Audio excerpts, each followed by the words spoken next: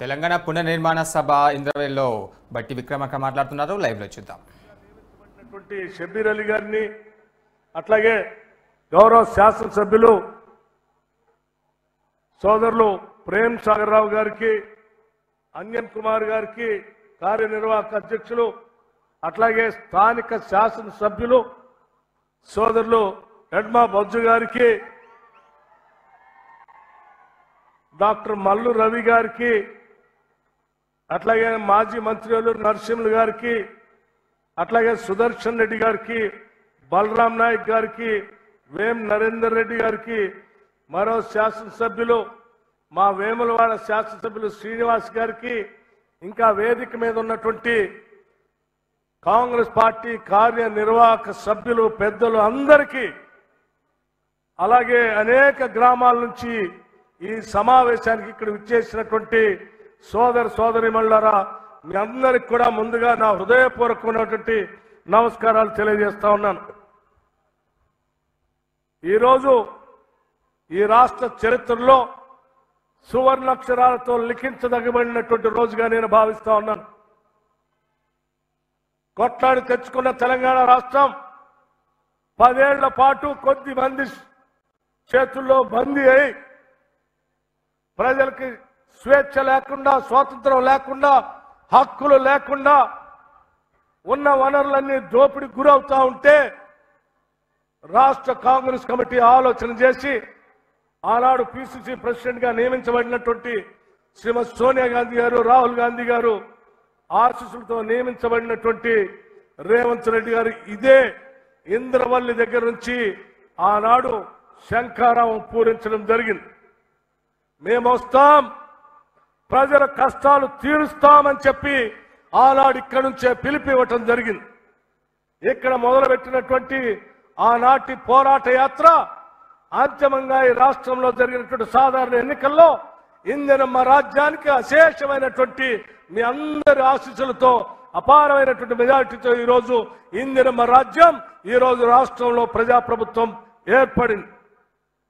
ఏర్పడినటువంటి ప్రజాప్రభుత్వం ద్వారా ఇచ్చినటువంటి మాటను మర్చిపోకుండా ఇంద్రవల్లి దగ్గరకు వచ్చి అదే మేశ్రం వంశస్థులైనటువంటి నాగోబా దేవాలయం దగ్గర నుంచి ఇచ్చిన మాటను నిలబెట్టుకుంటూ ఈ ప్రాంతం నుంచి అభివృద్ధి కార్యక్రమాలకి శ్రీకారం చుట్టాలనేటువంటి ఆలోచనతో మొదలుపెట్టినటువంటి సభే ఈనాటి ఇంద్రవల్లి సభ అని కూడా ఈ సందర్భంగా మీ అందరికీ మనవి చేస్తా ఉన్నాం.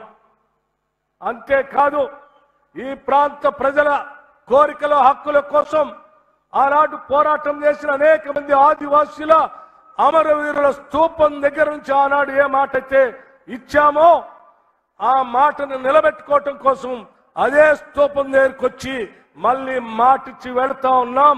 ఈ రాష్ట్ర ప్రజల సంక్షేమం కోసమే ఈ రాష్ట్ర ప్రభుత్వం కట్టుబడి ఉంటుందని ఈ సందర్భంగా మీ అందరికీ మనవి చేస్తా ఉన్నాం. స్నేహితులరా, ఇదే ఇంద్రవల్లి ఆనాడు నేను సిఎల్పి నాయకుడిగా, ఆనాడు రాష్ట్ర కాంగ్రెస్ కమిటీ అధ్యక్షుడిగా రేవంత్ రెడ్డి గారు ఓ పక్కన సభలు సమావేశాలు భారీ బహిరంగ సభలు చేసుకుంటూ నేను ఇక్కడి నుంచి పాదయాత్ర మొదలుపెట్టాను.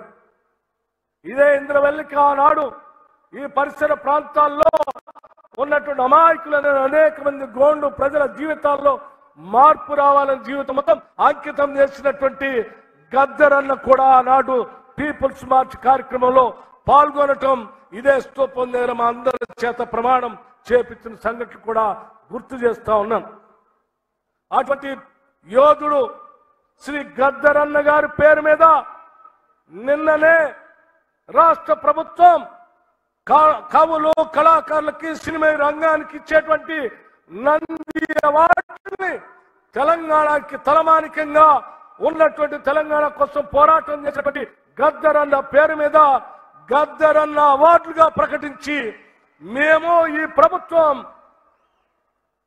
పోరాట యోధుల ఆలోచనల్ని, అమరవీరుల ఆలోచనల్ని, తాడిత పీడిత ప్రజానిక కళల్ని నిజం చేయటం కోసం ఇందిరమ్మ రాజ్యం పనిచేస్తుందని చెప్పేటువంటి ఉదాహరణకి ఈ 2 కార్యక్రమాలుగా మీ అందరికీ చెప్తా ఉన్నాను.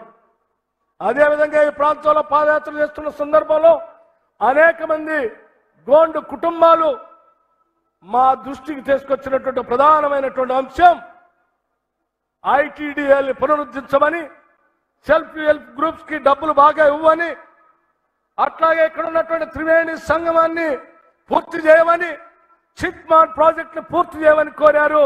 ఇందిరమ్మ రాజ్యం మీ అందరికి ఇప్పుడే జరిగినటువంటి సభలో ముఖ్యమంత్రి గారు ఆడ మాటిచ్చి వచ్చారు. ఈ రాష్ట్రంలో ఉన్నటువంటి సెల్ఫ్ హెల్ప్ గ్రూప్స్ సంబంధించినటువంటి వాళ్ళందరికీ కూడా పెద్ద ఎత్తున ఆర్థికంగా నిలబెట్టడం కోసం కోట్లాది రూపాయలు ఇవ్వటానికి రాష్ట్ర ప్రభుత్వం కట్టుబడి ఉందని ఇప్పుడే ప్రకటించారు. మరొకసారి ఇక్కడ నుంచి చెప్తా ఉన్నాం, తప్పనిసరిగా త్రివేణి సంగమాన్ని, చిట్మాన్ ప్రాజెక్ట్ ని పూర్తి చేస్తామని, ఈ పరిసర ప్రాంతాల్లో ఉన్నటువంటి నీటి వనరులన్నింటినీ కూడా ఇక్కడ ఉన్నటువంటి పేద గోండు గృహాలకు అన్నిటికీ అందించే కార్యక్రమం చేపడతామని, అట్లాగే భూములకు సంబంధించిన ధరణి ద్వారా భూములు కోల్పోయిన మీ అందరికి కూడా భూములు అప్పచెప్పే కార్యక్రమాన్ని కూడా ఇందిరమ్మ రాజ్యం చేపడుతుందని చెప్పి మీ అందరికీ మాటిస్తూ సెలవు తీసుకున్నాను. జై హింద్, జై కాంగ్రెస్.